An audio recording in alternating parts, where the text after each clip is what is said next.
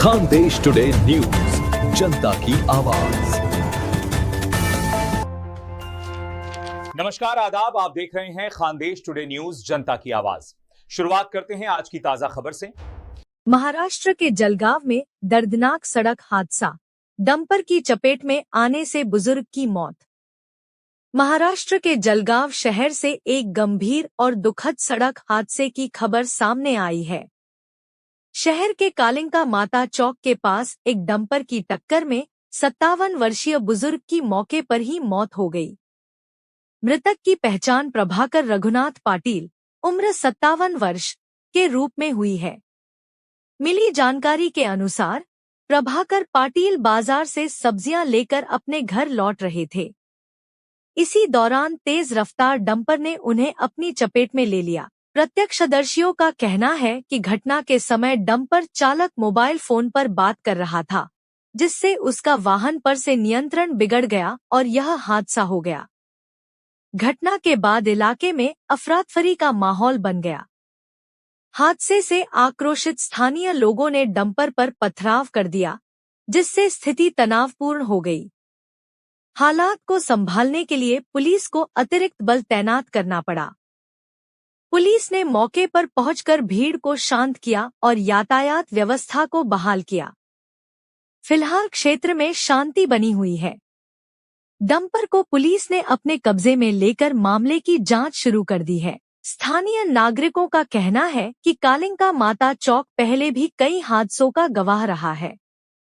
इससे पहले भी यहां एक बच्चे की जान जा चुकी है। लोगों की मांग है कि इस क्षेत्र में स्थायी पुलिस व्यवस्था और सख्त यातायात नियंत्रण किया जाए, ताकि भविष्य में इस तरह की घटनाओं को रोका जा सके।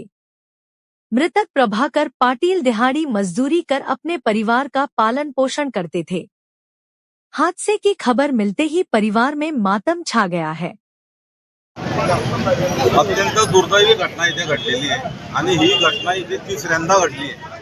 जवळजवळ ह्या एरियातून जवळजवळ आमच्या वार्ड आहेत जनगत आणि इकडचा 3 नंबर वार्ड, तर जवळजवळ इकडे 30-35 कॉलनी आहे, इकडे 20-25 कॉलनी आहे। याला जोडून हा इथे हायवे येतो आणि मागच्या वेळेला इथे ज्या वेळेला हायवेचं काम चालू होतं त्यावेळेला इथे अंतर ठेवलेलं नव्हतं मध्ये लोकांना येण्या जाण्यासाठी, आणि इथे हे पण लावलेले नव्हतं आपले सिग्नलही लावलेले नव्हते। तर त्यावेळेला आम्ही इथे आंदोलन केलं होतं, प्रशासनाला धारेवर धरलं होतं।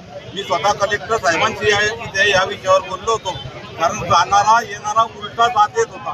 परंतु आम्ही या दोघांनी आंदोलन केलं त्यावेळेला ही जागा इथे मोकळी करण्यात आली आणि इथे राजू मामा पुढे यांच्या निधीमधून माध्यमातून इथे सिग्नल बसवण्यात आले। आणि ज्या वेळेला इथे मागच्या वेळेला घटना घडली, एक गरीब मुलगा त्यावेळेला इथे वारला, छोटा मुलगा जो 10वी-11वी मधला मुलगा होता, तो इथे वारला व त्याच्या आई वडिलांची सुद्धा अत्यंत दुर्दैवी घटना होती आणि त्यांना जे दुःख झालं ते खरोखर दुर्दैवी होतं। त्याचप्रमाणे इथे आता घटना घडलेली आहे। मी महापालिकेला आम्ही वारंवार त्यावेळेला सुद्धा विनंती केली होते। आम्ही आता जरी नगरसेवक होते तरी मी अतिक्रम अजून आमची महासभा झालेली नाही, परंतु मी अतिक्रमण विभागाला धारेवर जाणार आहे। आम्ही इथे जे अतिक्रमण धारक आहे ती सर्व अतिक्रमण इथून निघालं पाहिजे, कारण ह्या अतिक्रमणामुळे लोक इथे येतात, खायला येतात, प्यायला येतात। त्याच्यामुळे हे डंपरवाले हे मारलेले, या डंपरवाल्यांना या लोकांना न्याय मिळण्यासाठी डंपरवाल्यांच्या सर्व चौकशा झाल्या पाहिजे, यांचे लायसन हे सर्व चेक झाले पाहिजे। आता मयताचं नाव काही कळू शकले अननोन आहे।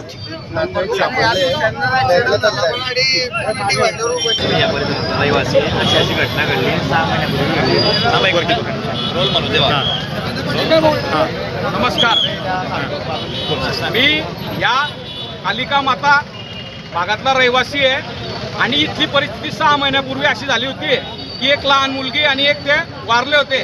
पण अशीच घटना आता हे डबल झाली, पण अशी घटना व्हायला नको या विषयावर प्रशासनाने दखल घ्यायला पाहिजे। आणि इथं जे सिग्नल बंद आहे, कॅमेरे बंद आहे, या गोष्टीची दखल घेऊन तात्काळ सुविधा केली पाहिजे आणि इथं कायम 24 तास ट्रॅफिक पोलीस इथं तैनात केले पाहिजे ही मी एक प्रशासन आणि पोलीस प्रशासनाला विनंती करतो। आणि जर अशा पद्धतीने झालं नाही तर येणाऱ्या काळात आम्ही प्रशासनाला विनंती करू की इथलं 2 जीव गेले, 3 जीव गेले जर असं झालं तर काशीबाई उपाजी कोल्हे विद्यालयाचा भाग आहे, तिथं जवळजवळ भरपूर लहान मुलं आहेत, ते असं जर झालं तर तिथं मोठी घटना घडू शकते. त्याच्यामुळे मी प्रशासनाला एकच नम्र विनंती करतो की जे घात झाले ते थांबायला पाहिजे आणि जीवाशी न खेळता लोकांच्या चांगल्या विषयाशी हे खेळलं पाहिजे. मी एवढं लोकांना आपलं प्रशासनाला सांगतो, एवढं मी बस एवढं. आपलं नाव दादा, आपलं नाव? ललित विजय नारखेडे, समाजसेवक, आणि मला एवढं विषय करतो. ऐसी हर छोटी बड़ी अपडेट सबसे पहले पाने के लिए हमारे चैनल को लाइक करें, शेयर करें और सब्सक्राइब जरूर करें। धन्यवाद।